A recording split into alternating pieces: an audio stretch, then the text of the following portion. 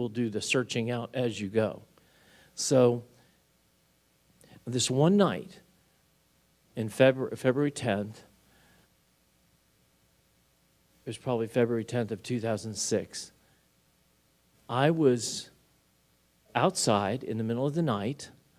It had to be probably 3:30 in the morning, 4 in the morning, and I'm just worshiping the Lord, but yet all of a sudden a vision appears to me, and I'm not generally given to visions, but the only way I can describe it is like a movie screen just opens in front of you, and you begin seeing images as though they're really happening. And you are in this moment, or almost in another realm. You're taken into another realm, and you're seeing things that you don't see with your natural eye, but it's as if you are. And so this is plain as day, that what you're seeing and experiencing is real. And I'm not given to those generally. Normally through the years I had dreams, but I've begun to have visions. And it's kind of funny. In Joel, he says, young men will have dreams and old men will have visions. So kind of talks about my age a little, maybe, that now I'm having visions. So, but here's the deal. I'm standing there, and what was fascinating was that this panorama opened to me near my house. So I knew I was at my house, and I'm under the stars. And yet I start beginning to see what is like a gold storm, a storm of gold flakes begins to just sweep across my house and in my yard in front of me. It's like raining gold flakes. And it just is beautiful. It's just beautiful gold flakes are just pouring everywhere. And I see angels on my rooftop, angels all over my house. And I'm not given to seeing angels. But I saw angels, and I saw this gold storm happening, and it was extraordinary. It was just beautiful. And as I was watching that, I heard the Lord whisper to me, and he said, I'm going to use you like Martin Luther. I'm going to use you to help spark the greatest reformation of all time. And I thought, that's incredible to hear that. To think that I would do something like that he would use me to do like it. It was just such an honor. So I was in that for a few minutes, just considering that, when all of a sudden, in this vision, the Lord appears to me. And it's Yeshua, it's Jesus, in a white gown, this beautiful white robe, and he appears to me, and he's holding out in front of him this golden ornate box. It's probably 12 inches long, 6 inches wide, and it's got an ornate cover. It's all gold, and it's covered with this beautifully ornate cover to it. And he holds it out to me. And I know just by being in this vision, I'm supposed to open it up. And so I open up the lid to this gold box that he's reached out to me.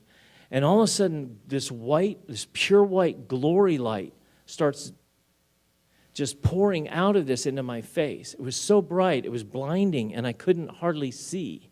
And I'm trying to hold my hand over my face because I couldn't see with this glory light pouring out of this box. It's almost like it represented like the Ark of the Covenant or something with the Shekinah. But I knew also in the vision, it wasn't any audible communication, but I knew I was to reach in the box and take out what was in the box.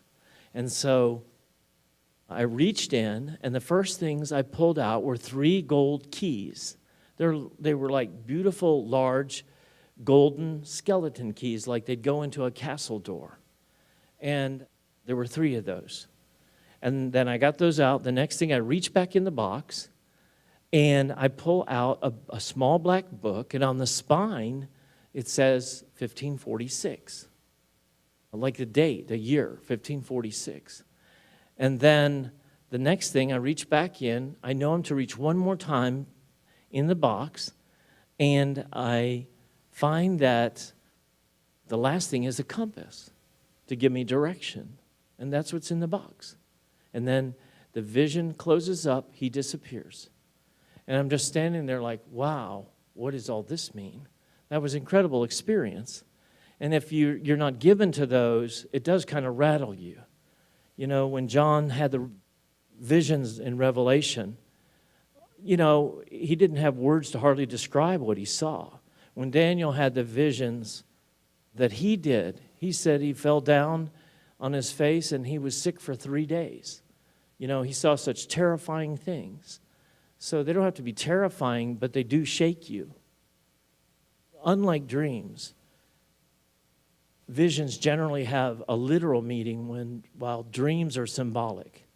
And so there's an interpretation process with dreams. But with visions, there's some type of, you know, it being literal in what it means. So we homeschool. And Hannah, my daughter, was 10 years old or so. I'm 12. And Christy, my wife, homeschools her. And so we were having dinner that night. It was a Friday night. It was Shabbat. And we're having a Shabbat dinner that evening. She lights the candles. We have our Shabbat dinner. It was beautiful. The presence of Yeshua comes. It's so gorgeous. And so we're having this dinner. And when we're in the midst of it, I said, you know, I had the most amazing thing happen to me today. I had a vision this morning when I was outside worshiping the Lord. And, you know, I just generally don't have visions. But this was remarkable. I saw a gold storm, like glory flakes, just pouring in the wind in front of me, like a glory storm at my house.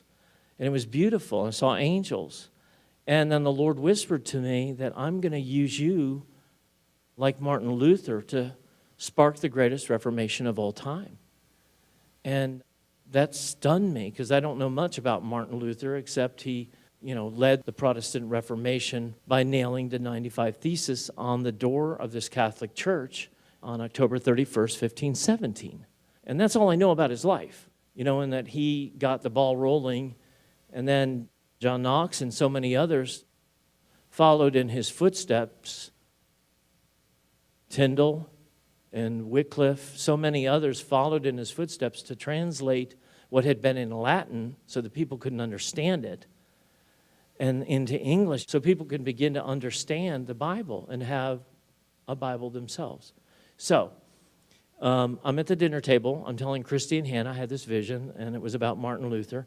And Christy said, that's amazing, because today in our homeschooling, we started reading about Martin Luther. We started reading a book about Martin Luther today. I said, no way. Are you kidding? You start reading a book about Martin Luther today? Of all days, he tells me that, and then you tell me this. Can you go get the book? And it's interesting. Through all my journeys, the Lord has confirmed my journeys with signs and wonders all the time, my intercessory journeys, to help always point me or confirm to me that I'm on the right track. So in 2005, he had given me a dream where I was given a pamphlet that held the secrets of the universe. And in the cover of the pamphlet was called Dues 22. And for the longest time, I couldn't figure out what dues meant, and I looked in the dictionary, and I couldn't find it. But looking up the word deuce, meaning two, right beside that, in New Webster's New World Dictionary, was the word dues, in Latin, meaning two. So it was 222. Held the secrets of the universe. Basically, 222 held the secrets of the universe. I didn't know what that meant. But then, in my journeys, this number 222 started showing up everywhere I went. Not that I'm into numbers, but he wanted to speak to me, to show me I was on the right track. And then I began doing searches of the number 22, and I found out that things I didn't know, just basic things, like the Hebrew alphabet has 22 letters. And one of King David's most precious harps had 22 strings that matched the Hebrew letters. So when he would sing in Hebrew, somehow the frequencies in the songs in Hebrew with matching those letters just was almost like heavenly to hear the sound of it on a 22-string harp. And if you've ever heard a 22-string harp, it is heavenly. And there's a family in Israel, in Jerusalem, near Jerusalem, making Harari harps for the last days temple. And you can buy one, a 22-string harp, but it sounds like it's heavenly. And so the number 22 has to do with light and revelation and to make manifest, to reveal. So when God spoke, "Let there be light," you think, what did he say that in English? You know, we think he said it in English or whatever country you're from. But the fact is, he spoke it in Hebrew with those 22 letters, and he created everything with those 22 letters. So they hold great power. The Hebrew alphabet holds great power. And so they got this book for me about Martin Luther, and I brought it to the table, and I'm just fascinated. I couldn't believe it. And I open it up, because I don't know much about his life, but I'm flipping through, and it's a little kid's book. But I get to the end, and I'm reading the last couple pages, and of all things, it says Martin Luther died on February 18, 1546. 1546? That's the book I pulled out of the gold box. Had 1546 on it.